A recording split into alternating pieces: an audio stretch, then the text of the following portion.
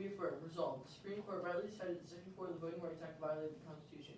Merriam-Webster Dictionary defines rightly as correctly. As explained by Chief Justice Roberts, the Voting Rights Act was created for extraordinary measures for an extraordinary problem. The con-side has the burden of proving that we are still experiencing these extraordinary problems that we experienced in 1965. Section 1. Section 4 is outdated. Section 4 of the Voting Rights Act was established in 1965 and the formula has not been changed since. In Section 4, it states the coverage formula to determine which states must follow pre-clearance laws. However, the data used to determine this is 40 years old. He also states, Daniel Fisher, a writer for Forbes magazine about finance and law, states, the review characteristics show such a low voter turnout in 1964 election were relevant to the practice of law that it was designed to correct. It is no longer fair to base review on the 1964 election today. Supreme Court Justice Roberts states, if Congress had started from scratch in 2006, it plainly could not have enacted the present coverage formula. It would have been irrational for Congress to distinguish between states in such a fundamental way based on 40-year-old data when today's statistics tell a completely different story.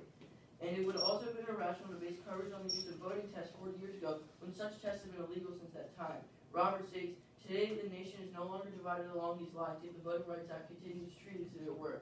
John Malcolm, a senior legal fellow in the Center for Legal and Judicial Studies, states, the 15th Amendment, which provides the right of citizens of the United States to vote, shall not be denied or abridged on account of race, color, or previous condition of servitude. This was not designed to punish for the past, its purpose was to ensure a better future. Isla Shapiro, a senior fellow at the Constitutional Studies at Cato Institute, it says, in striking down Section 4 of the Voting Rights Act, the Supreme Court restored a measure of constitutional order to America.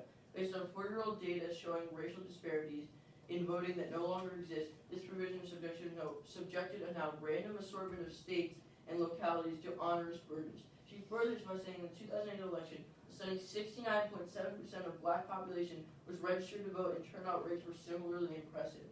Section 5 states elect black candidates at a higher rate than the rest of the country. It is no longer fair to punish states for their actions in the past. We should live in the present and not the past. It is not fair to states that are under pre-clearance laws to have to suffer for their actions that took over 40 years ago. Additionally, Section 4 was created to solve first-generation barriers like blocking minorities from the ballot box. We are now experiencing second-generation barriers that Section 4 is not equipped to solve.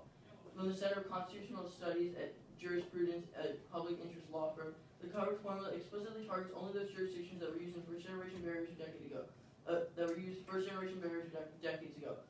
pre-clearance coverage formula has remained unchanged since 1965. Congress really intended Section 5 to remedy the specific problems it identified with reauthorizing pre-clearance in 2006, and would have adjusted the coverage formula to cover jurisdictions that actually had such problems. For example, racially polarized voting is hardly limited to jurisdictions targeted by the existing coverage formula.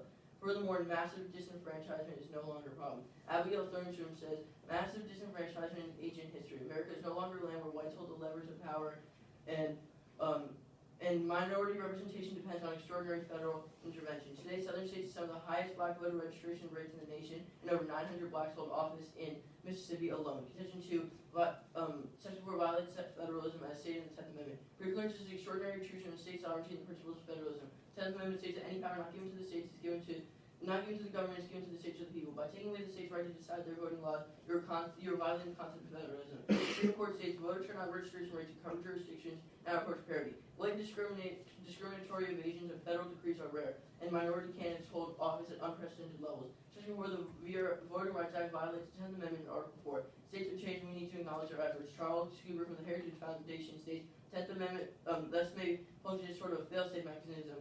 Congress has the broad power, but the power ends when it reaches too far into states' rights. Thank you, and we urge